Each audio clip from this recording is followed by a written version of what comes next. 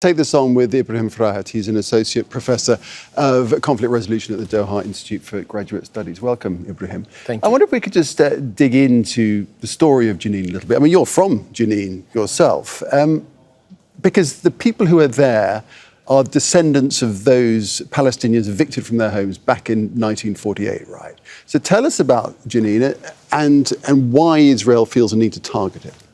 Yeah, thank you.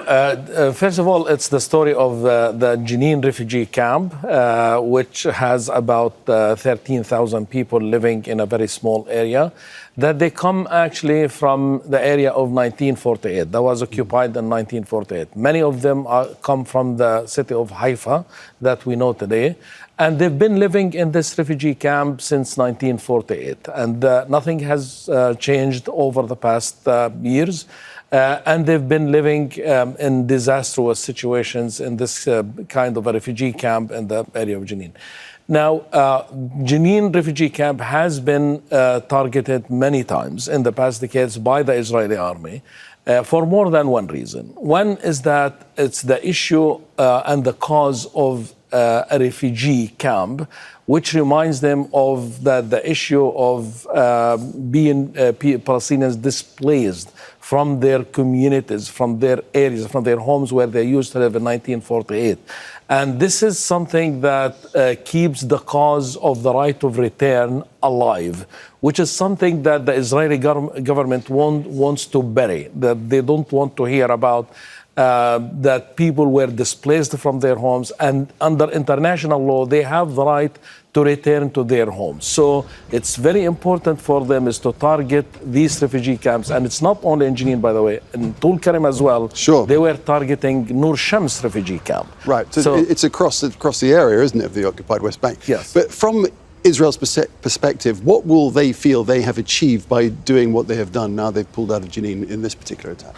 Basically, this is not the first time where they target Jenin refugee camp, because in 2002, we had a similar attack on refugee camp where hundreds of Palestinians were buried under the rubble of the attack led by Shaul Mofaz at the time, the head of the Israeli army, in Jenin refugee camp. So today, the Israeli government wants to send a message that no one is immune, the entire Palestinian people are a target, and that it's not only happening in Gaza, it's also happening in the West Bank, which goes to the larger vision and larger objectives of the Israeli government to depopulate these areas from their own citizens and to be in control of the West Bank. The West Bank, there has been resistance, armed resistance in many places.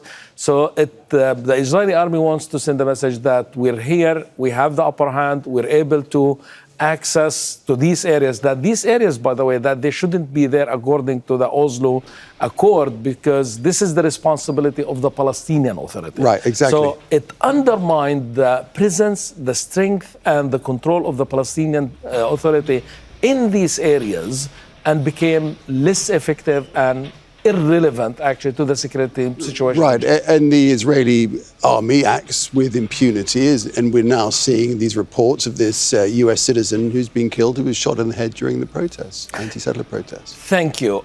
Two major points here to remember. One is that there is a collective punishment that the Israeli government is sending, and we've seen this on camera, of destroying the infrastructure, the streets and the water supplies, and even the closest allies of Israel, like the German foreign minister, commented on this, saying that self-defense doesn't mean destruction of infrastructure in Jenin or the water supplies of that. So it's clear even to the closest protectors of the Israeli government, the German foreign minister.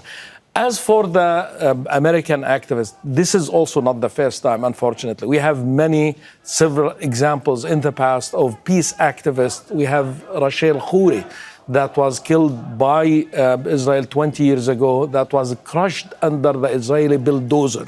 And until now, Israel has not released any investigation or pursuing of who killed Rachel Khoury, an American peace activist that was, again, crushed under the Israeli bulldozer.